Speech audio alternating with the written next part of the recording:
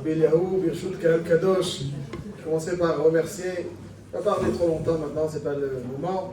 Je commençais juste par remercier tous les participants, Rabbi Eliyahu bien entendu, et tous les participants, et celui qui a une baguette magique entre les doigts, c'est Guy Cohen qui a une grande siyata d'Ishmaïa et qui, à chaque fois qu'il entreprend quelque chose, on voit la siyata d'Ishmaïa, Ben Porat Yosef, que ça dure.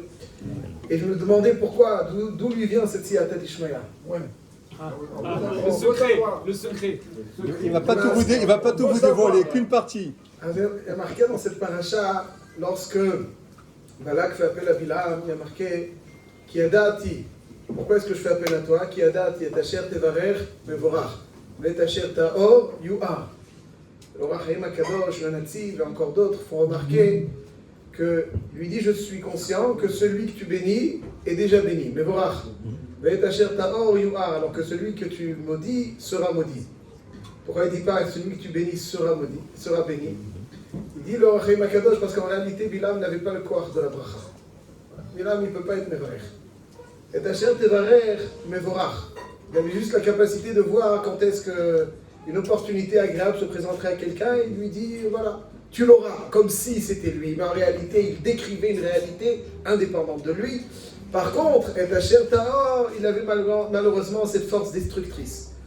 Abraham Avinu, c'est l'inverse. Qu'est-ce qu'il y a? Machéla. Non, Bilam. Le Koach, la force. Le Koach. Koach, c'est avec un kouf. Koach. Le Koach, donc d'être.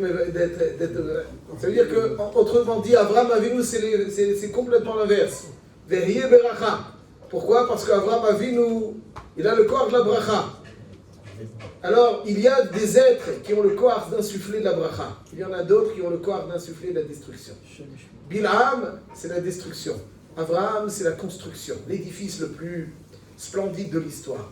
Bilham, c'est etc. La différence, c'est Ayin Tova ou Ayin Ra.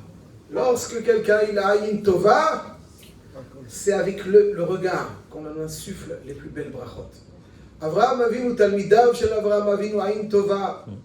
רוח נמוכה, נפש שפלה. תלמידיו של בלעם הרשע, עין רע, רוח גבוהה, נפש רחבה.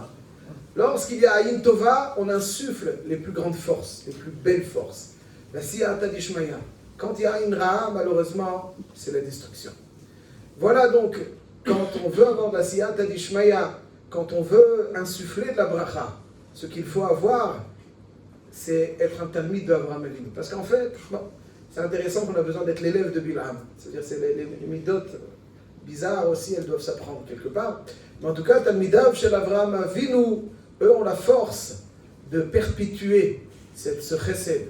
Voilà donc déjà le remerciement que j'adresserai à notre ami Rabbi Shalom HaKohen. Vraiment, parce que je vois au quotidien. Je vois au quotidien, c'est très bien si le pensez pour lui, je vois au quotidien son dévouement, et bien entendu, Rabbi Eliyahu, c'est aussi quelque chose avec la paracha. Matovu Ohalecha Yaakov Mishkenotecha Israël. Le constat de Bilam, il voit que l'homme Israël est invincible. Qu'est-ce qui lui fait prendre conscience que l'homme Israël est invincible? Parce qu'il apprécie les Ohalim, les tentes du homme Israël. Les Bate Midrashot tout au long de la Torah sont appelés Ohel. Sont appelés Ohel. Ishtam Yeshev Ohalim.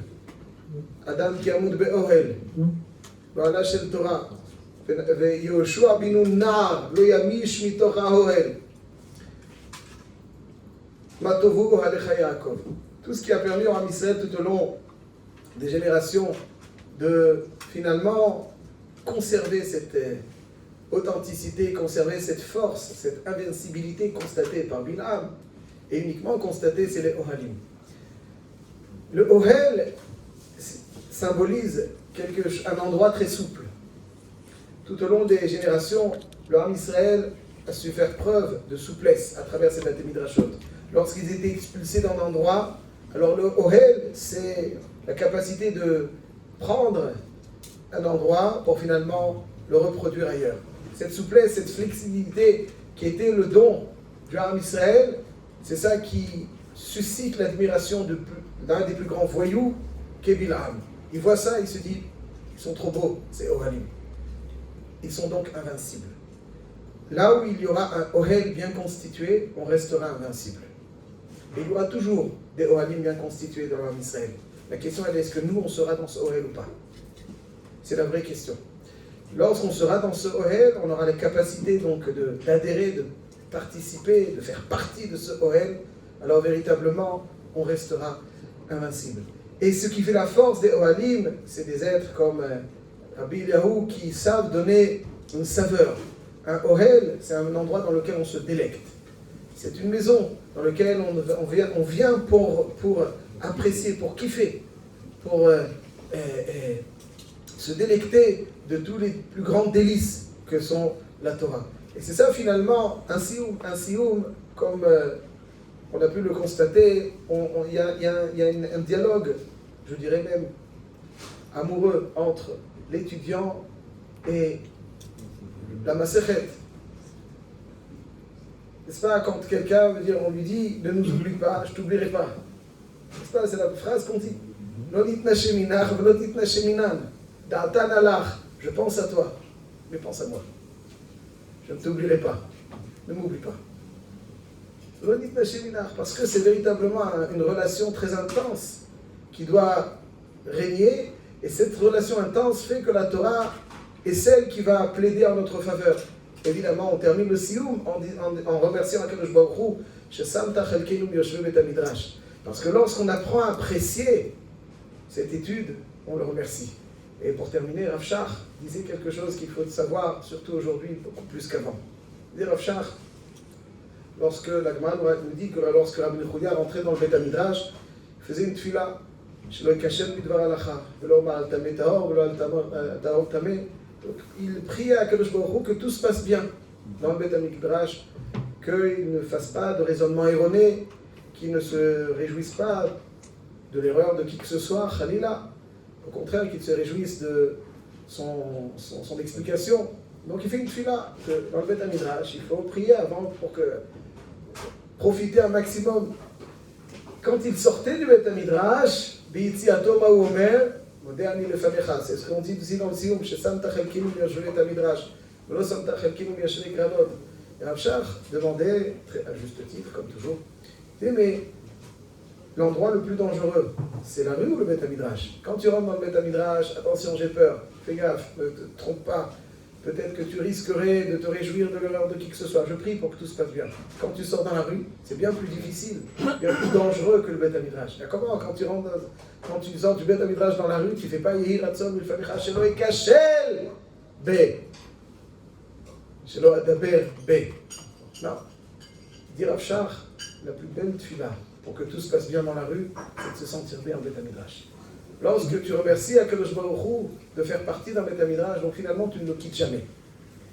Le secret de la durée du peuple juif, c'est qu'il savait là où il se déplaçait, transporter le Bet Hamidrash avec eux. On dit Yoshua binu nar lo yamish mitoch haoel. Il n'allait pas vaquer à ses occupations. Yoshua bin Nun, c'était celui qui transportait le Ohel de la Torah là où il allait. Il était dans le magasin, il y avait le Bet Hamidrash qui l'accompagnait. Il était dans la rue, il était encore avec le Bet Hamidrash qui l'accompagnait. Il ne le quittait jamais. Lo yamish mitoch haoel. Et ça, c'est véritablement le secret de la persévérance du Ham Israël. Et c'est ça véritablement ce qu'a constaté Bilham à travers le Matovu Alecha Yaakov. Yehi Ratzon, que d'abord je vous félicite bien entendu à tous ceux qui viennent chaque matin, tous ceux qui font ces efforts. Merci Rabbi Eliyahu et Bezrat Hashem. Yehi Ratzon כשם שסיימתם, שסיימנו מסכת זו, כך נזכה לסיים עוד דברים, מסכתות אחרות. אמן. La Mishnah nous dit dans la première Mishnah de Ktuvot, Betula niset le yom ha'revi'i, ve'almana le yom ha'chamishi. En gros, c'est que il faut se marier la veille du siège du Beddin. Si le Beddin y siège un jour, il fallait se marier la veille. Pourquoi? C'est parce que la Gemara nous dit, parce que s'il avait une Sheima Elotanut Betulim, Mashkim le Beddin. S'il y a un problème au moment, il dit que l'omat c'est pétard patouah matzati. Mariage de Djerba, C'est le réveil. Voilà, il a parlé. Bon, Hashem, il a parlé. Ça y est, maintenant c'est bon. Il a parlé, on est tranquille. Bon, Hashem. Il n'y a pas lundi ou Pourquoi Masvara? Il dit parce que, alors je vais vous dire, imaginons que quelqu'un il se présente au Beddin. On est là au Beddin assis, il y a quelqu'un qui se présente, il dit. Ok. Ça y est, tu as parlé. Maintenant c'est autour du rap. Alors, il dit, imaginons qu'il vient au Beddin, il dit Petar Patouar Matsati. Je parle à voix basse. Petar Patouar Matsati. Qu'est-ce qu'on fait? Elle est Asura ou Mouteret? On ne sait pas, elle est Asura ou Mouteret? Avant l'époque, il y avait des Kiddushin, un an avant. Un an après, il y avait les Nisouim. On ne sait pas. Pardon? Alors c'est Sfek Sveka, ça fait que Tartav, ça fait que le Tartav, ça fait que Tartav, ça fait que Tartav, ça fait que Beonet, ça fait que Beratson. Donc ça fait que Sveka. Ktuvot,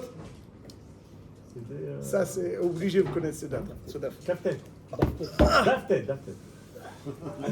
Ça doit sortir à 3h du matin plus rapidement.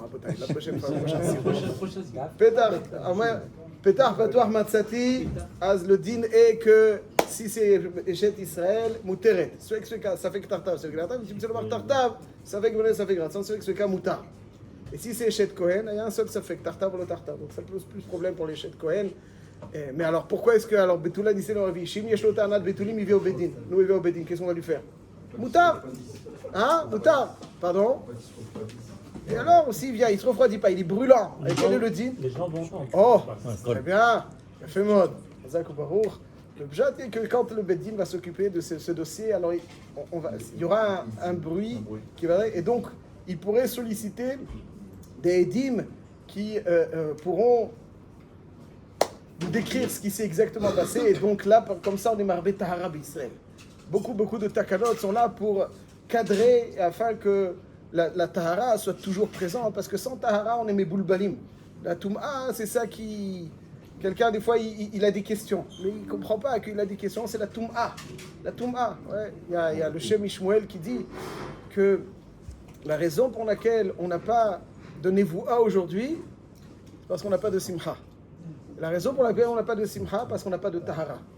Si on avait la tahara, alors tout était, on serait rayonnant. Tahara, c'est la la tahara, c'est le rayonnement. On aurait la simcha, et s'il y a la simcha, donc il y a la nevoa, et donc beaucoup de takanot dans le chasse sont là, motivés pour cadrer et favoriser la tahara au sein du Ham Israël, qui finalement, donc, notre garantie, exactement comme la Torah mitor tahara, v'taher libenu l'ordrecha bemet. Amen.